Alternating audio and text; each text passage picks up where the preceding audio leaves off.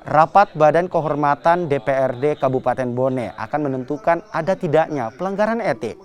Pasca insiden kericuhan, upaya damai juga dilakukan Badan Kehormatan Dewan.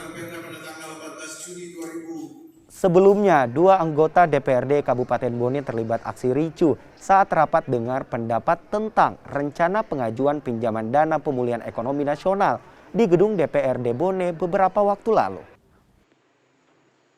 Kemudian kami juga akan setelah nanti hasil rapat kami mereka ini hasilnya nanti akan kami sampaikan ke pimpinan. Nah, kami usahakan pimpinan bagaimana memperbaiki kedua belah pihak yang berselisih paham kemarin itu. Jadi saya berusaha sebentar ini rapat internal sekaligus nanti berusaha bagaimana mendamaikan.